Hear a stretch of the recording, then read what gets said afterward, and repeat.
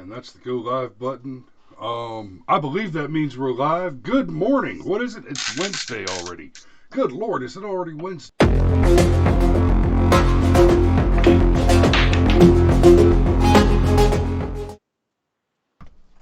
It is indeed. And what are we talking about this morning? Well, I guess we're going to start by talking to the microphone. Hello. There we go. That should sound a lot better to everybody. Sorry about that. I forgot to swing the arm in. Anyway, so things have gotten silly the last couple days. Let's just start with the claims. If Donald Trump captained the Titanic, I saw this meme on Facebook just, I don't know, half an hour ago maybe. There is no iceberg. We won't hit an iceberg. I knew it was an iceberg before anyone else knew. No one knows icebergs better than I do. The Penguins brought the iceberg here. No one could have predicted the iceberg. We cannot allow an iceberg to stop our ship. The crew is spreading fake news about icebergs. Some of you have to drown. I am the best captain, ask anyone. Let's just take this apart real quick.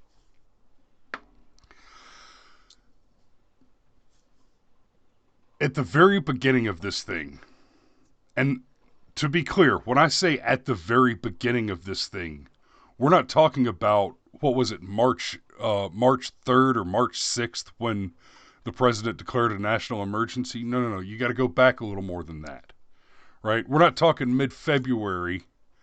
It was early February when the Donald shut down travel from China because, we're taking this thing seriously. No. Let's go back a little bit further than that.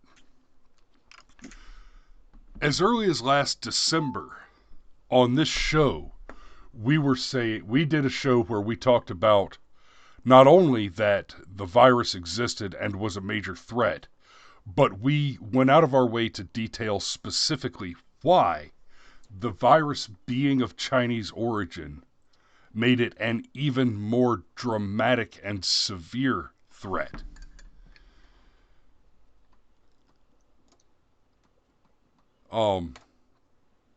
And as much as I hate to say I told you so, and I really do, I hate to have been right on this one.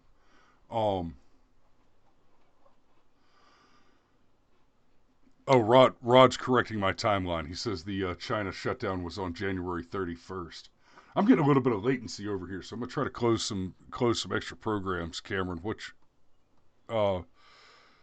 Well, Rod, and good morning, by the way, to people in the chat. Hello. No, but Rod's correct. He shut down travel to China at the end of January. It wasn't even February. He was still under impeachment proceedings when he did this. And of course, the media called him racist. There were politicians that said, go to Chinatown and shop. Like they... There were politicians. Nancy Pelosi. Yes. If Trump and Mike Pence die, Nancy Pelosi is your president. And man, if that's not cold water, I don't know what is. So the through line here that somehow Trump got this wrong and it's all his fault. Yes, Trump did say that he didn't think the virus was going to be a big deal, that we'd come through it, that everything would be okay. Serious question. What do people prefer? Do they want the gloom and doom? The leader of the free world tells everybody to panic, and then, well, guess what? Everybody's going to panic. Instead, the leader of the free world says, don't panic, but begins taking intelligent steps to slow the spread of what is going to happen. And he gets attacked for it. His character gets attacked for it. And let's not forget that it was also the media saying things like, man, this is going to be more like the flu than anything else. It's not going to be a problem. Donald Trump wants to reopen the economy, and I swear if in his press conference today he comes out and says, never mind, we're going to keep everything closed till June, the media would flip instantly. Whoa, whoa, whoa, whoa. Maybe we can open back up in May. Let's Donald Trump do it. Well, I mean, It's if he was to come out today and say we think we need to extend the quarantine through June or whatever, then immediately CNN and MSNBC and all of them would start reporting, oh wait, there's this economist. These economists all agree that for every 1 percentage point increase in the unemployment number, you can you can guesstimate roughly 10,000 deaths this year. For every 1 point the unemployment rate increases, you can expect 10,000 deaths, which is a claim that's being made by some economists right now.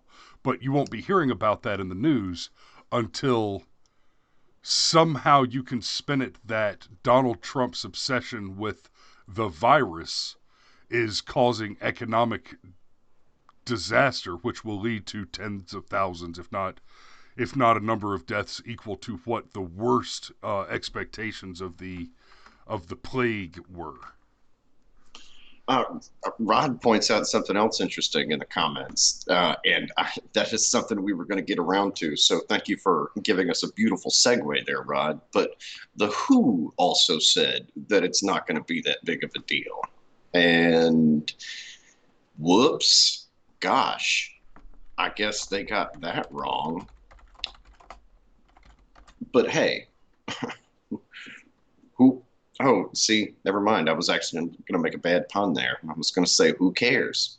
Well, apparently But they not the don't. Who. Yeah, but yeah, we had we had just about every single official organization that supposedly is the home of the all the wizards of smart that have got all of our best interest at heart. And if us dumb little plebes would just listen a little bit more to these international organizations, that we'd all just be so much better off. And they said this wasn't a big deal. And guys like us that started noticing this and started asking questions about it. Well, conspiracy theorists, and you're crazy, and what's the problem? And then you're racist, and go to Chinatown and shop. And no, no, no, no, no, no, no, no, no. Good grief. Like, you know, I'm so sick of the racism thing in particular. I've said before that I feel like that insult has really started to run out of gas. And I think now we've reached that point. I think for me personally, at this point going forward, if somebody says, for example, having a border wall is racist, piss up a rope. Okay. Like, you told me that wanting to restrict travel to an Asian country because there was a virus in an Asian country was racist. And now the entire world is on lockdown and we are staring down the barrel of a global depression. Nah, you can take your racism and you can shove it. You really can. I'm tired of fighting imaginary problems. The one good thing about the virus is that all of the absolute BS we were arguing about just a few months ago, like there being 57 genders, for example. Yeah, no, that doesn't have a whole lot of traction anymore, does it? Turns out that first world problems are just that. They're first world problems. So yeah. So, Oh, and um, oh, Trump go ahead. restricted funding to the WHO. Just Yes, hey, yes. and you know what I think? I think he says they can have their money back as soon as they acknowledge Taiwan as a country. And Hong Kong. Right? Hong Right? Kong and Taiwan have both reported new cases since China said there have been no new cases. And so, China, are you admitting that they're not part of China? Well, when you're dealing with commies, reality is that's secondary.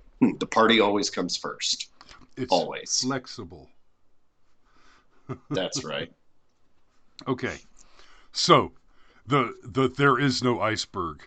At no point. So what they're actually referencing here is when Donald Trump called the virus a hoax, which, and this is what we're talking about this morning, is basically the just irresponsible propaganda reporting, because Donald Trump roasted the media day before yesterday, absolutely roasted them at the press conference with a video, and we've got it pulled up. I'm going to show that to you in just a second. We're going to talk about it a little bit. But early on, the Democrats at their at the last debate that was between more than Bernie and Biden, every Democrat on the stage made the claim that Trump defunded the pandemic response team, which is false, that he defunded the CDC, which is not only false, but why would you even make such a claim that's so readily and easily disproved? I mean, the hubris. Orange man bad. The Orange man bad. I cannot imagine how these people. I mean, the just unmitigated hubris of them befuddles me. But after that, he said their claims about X, Y, and Z are a hoax. And the reporting on that was Trump says the coronavirus is a hoax. And I still see people on Facebook running with that. I still see these left-wing nutburgers. Well, Donald Trump said the virus was a hoax. No, he didn't. And if you still think that, you are willfully stupid. You are going out of your way to not know things. In fact, you cannot still believe that without going out of your way to unknow things. You're having to disregard factual information that you cannot help but have been exposed to. All in service of your ludicrous narrative. We won't hit the iceberg. He did say, he said, try to downplay it, and it's not going to be as bad as the flu, or the flu is also a huge problem, and we don't do this kind of shutdown stuff for that. And funny story, so did everybody else. And then when the president started taking it more seriously, everybody else, except for Sean Hannity, Tucker Carlson, and Greg Gutfeld, basically. Oh, and a little something called the Brushfire Mind. Tim Pool, some of the more savvy internet personalities, Louderworth Crowder guys, the Blaze guys, so on and so forth. We were taking it seriously. Okay, we bought some groceries. Yeah, ramen and canned food, and a lot of rice. A lot of rice, and yeah, I was looking yesterday. Everybody's out of rice too.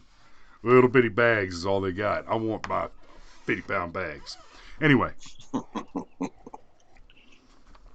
I knew it was an iceberg before anyone else knew. That's actually a fair and true statement. Nancy was calling for people to come to Chinatown to prove they're not racist after Donald Trump shut down travel to China, to and from China. More importantly, from China. And I could do this all day down the whole list. The funny thing about this is it makes all these claims that there is no iceberg is an outright lie, because they're making reference to the claim that Donald Trump said that the virus was a hoax. That never happened. They're just liars. We won't hit an iceberg. Everybody said that. The world said that, with a very few exceptions, like I just said. I knew it was an iceberg before anyone else knew it. From here on, the statements are true. The penguins brought the iceberg here. Yes, the Chinese brought the virus here. So. Purposely? Yeah, that's a whole nother conversation. And yes, by the way. Yes. But like I said, whole other conversation. Oh no, we're not getting the audio. Why am I not getting the audio from this? Oh. Oh, that's sad. What if it is worse? Is this a moment? There, now we're getting the audio. You're getting the audio now, right? People should be more concerned right now with the flu in this country. A lot of people are concerned about the coronavirus because they're hearing a lot of news about it right now. But the reality is, comparing it to the flu, for example, it's not even close to being at that stage. What if it is worse? Is this a moment where maybe countries put politics aside a little bit? See, there you go. January 27th. Hannity. Is this a problem? Put a pride aside, and do we have U.S. officials? Should U.S. professionals such as yourself get involved? How worried should Americans be about coronavirus? Coronavirus is not going to cause a major issue in the United States. Oh, what's that? It's just the flu? And then he runs through. There's the timeline we were just talking about. Well, we've asked them to accelerate whatever they're doing in terms of a vaccine. We will be suspending all travel from Europe to the United States for the next 30 days. To unleash the full power of the federal government in this effort today, I am officially declaring a national emergency. Medicare patients can now visit any doctor by phone or video conference at no additional cost. The first 1 million masks will be available immediately. As there were more cases, and it was clear that it was spreading out of China, where it originated. The president took this move that he was widely criticized for by Democrats and even some Republicans at the time, which was he halted a number of flights from China into the U.S. The idea was to halt the spread of the disease, keep transmissions to a minimum. He was accused of xenophobia. He was accused of making a racist move.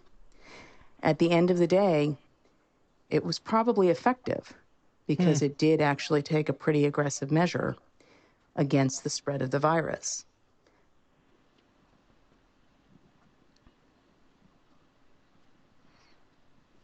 His team is on it. They've been responsive late at night, early in the morning, and they've thus far been doing everything that they can do, and I want to say thank you. And I want to say that I appreciate it. He returns calls. He reaches out. He's been proactive.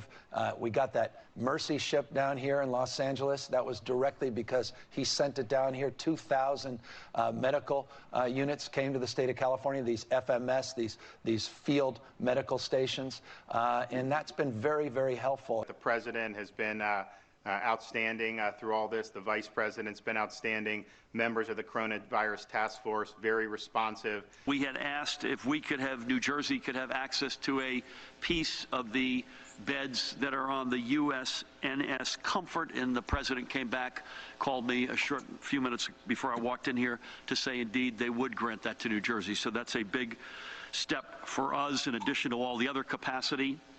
That news is literally hot off the press, and I thank the president and vice president who are on the call together. President Trump approved Arizona's request for a presidential major disaster declaration.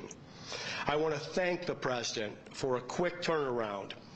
We requested this on a Wednesday, and we had approval by Saturday morning. And we are grateful to the administration for their continued support and responsiveness. Well, first of all, I want to thank the president and the vice president for doing a really good job of communicating with all the governors. Okay, so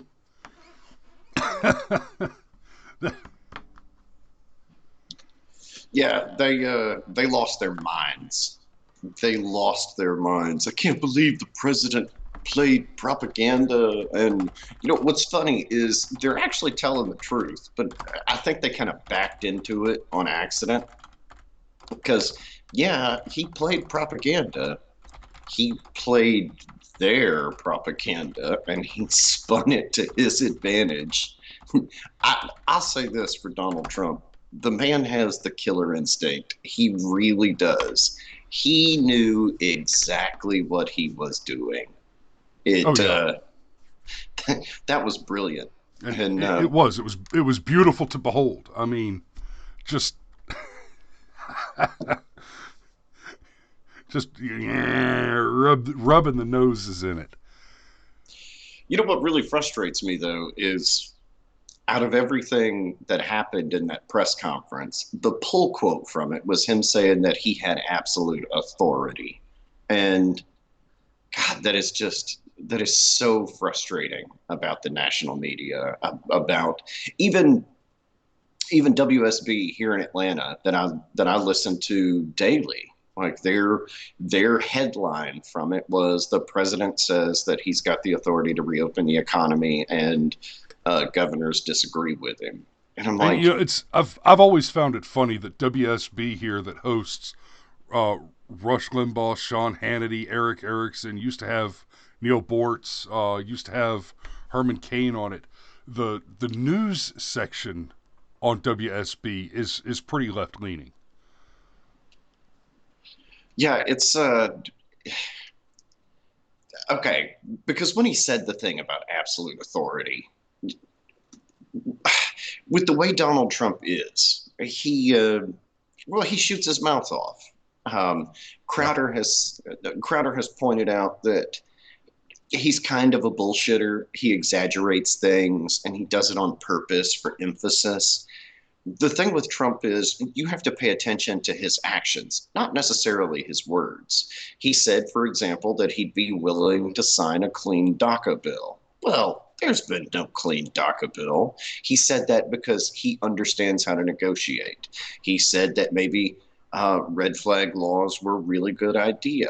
But there's been no nationwide red flag laws. He said that because he understands how to negotiate. And what happened here is after he pissed off the entire press room, he's getting back and forth with this reporter that's even interrupting him as he's trying to answer her question. And he finally says, you know, in this case, I do have the total authority, that when the president has authority, he's got authority, and so forth and so on. And it was the equivalent of him saying, look, shut up, I'm the president, you're not. They took his quote, they took it completely out of context, and that's what they ran with. Forget the fact that he embarrassed them. That's the story. The story is, let's be charitable and say everybody got it wrong. That's the story. And yet, no, what we're going to do is we're going to focus on this one tiny portion. And lo and behold, you've now got Democrat governors arguing for state sovereignty. Like, what is this world we live in? I mean, there's a lot of people that hate the Donald Trump plays 4D chess, but I don't know. It's hard to argue with sometimes. Like when he said what he said, somewhere in the back of his mind, he had to know that that quote was going to be taken out of context. He had to know. And in this case, when you have people that go back and they go, good grief, did Donald Trump really say this? Let's go see if we can find it on YouTube and whatever. They're going to invariably bump into the other portion of this press conference and hear the whole back and forth where they're accusing him of, running propaganda during the national press briefing. And, oh, Donald Trump used taxpayer dollars to basically have a political ad. And I mean, look, sorry guys, it turns out Donald Trump's better at the game than you are, and that's one of the reasons why you hate him so much. Well, and another thing is, as far as the idea of total authority goes, the Constitution absolutely restricts the president from having total authority. It absolutely does. Oh, wait a minute. What about in wartime? What about in the event of a national emergency, a national crisis? I don't care for the situation, but sure enough, on more than one occasion in the past, World Wars I and II come to mind. There's been a declaration of a national emergency. Well, no, the Civil War is a different. Lincoln suspended habeas Yes. corpus. Yes. Yes, he did. And that's the thing. During a time of emergency, the president does have pretty broad authority once a national emergency is declared. That's how we ended up with the broken, busted-ass healthcare system we have now. They shut down the ability for a wage freeze basically created a situation where the employers needed something to incentivize high-quality employees. So they said, well, we can't pay you any more than, we can't offer to compete on price. So here, we'll just pay for your doctor. Because there was no health insurance at the time. And you talk about short memories. The other thing that is just super aggravating about this is that it ignores all the other times where Trump has been asked similar questions, and he's been very hesitant to just exercise his authority over the states. He's been very clear that he wants to work with the governors, that he understands state sovereignty, and he's been criticized for not taking enough authority. He gets into one aggravated back and forth with a reporter and talks about potentially taking too much authority. And now all of a sudden, oh my God, Donald Trump is a tyrant, even though they've been begging him to be a tyrant in order to snuff out the virus. And it is such bullshit. And let me be very clear about this. I am not arguing for an increase in the president's authority. I'm not even arguing that he has a total authority. Y'all know me. If I had my way, we would dissolve government at large and replace it with with one law, that contract law is sacred, and all courts would be private entities whose only function would be to arbitrate claims between consenting contractors. That would be the end of the law. That would be all of the law. If you have a contract, you have to uphold your contract. That's it. But what I am saying is Donald Trump being in a position where he can have substantially plenary authority as a result of the declaration of a national emergency. Y'all made this bed. You get to lie in it. Yes. Yeah, and I'm with you. I don't. And we're stuck there with you. We're stuck in this bed with you. But you did this. Yeah, I don't want the executive creep. I hate the executive creep.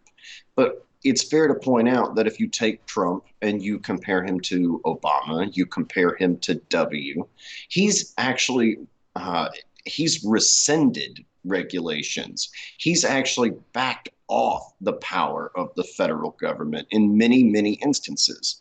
And it's fair to say that there are some places where he has increased the authority of the executive branch. But on balance, if you look at what Obama did, if you look at what W did, I mean, hello, Patriot Act. Oh, no, we swear we're never going to collect metadata on Americans. This is only to spy on those dirty foreigners.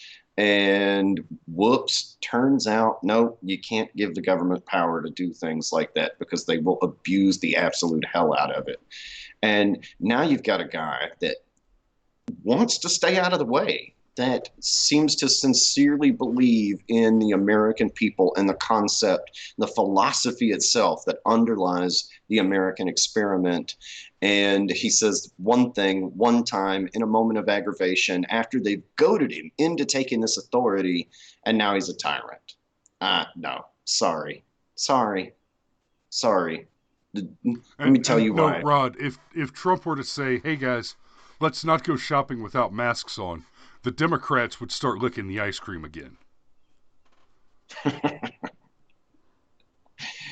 Oh, but anyhow, I'd love to keep going on this, man, but I'm essential. I understand.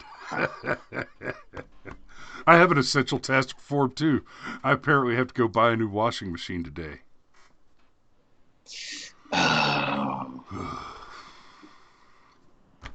I tried to fix the one we have yesterday. I got it all taken apart.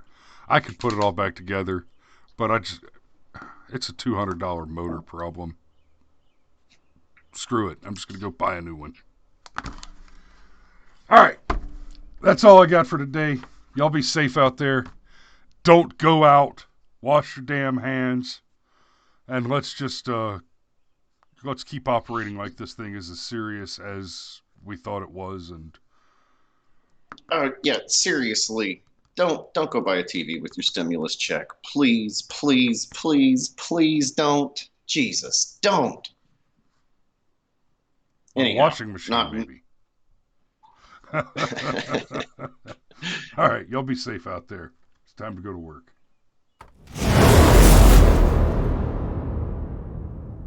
I'm probably going to get a lawnmower. That's fair.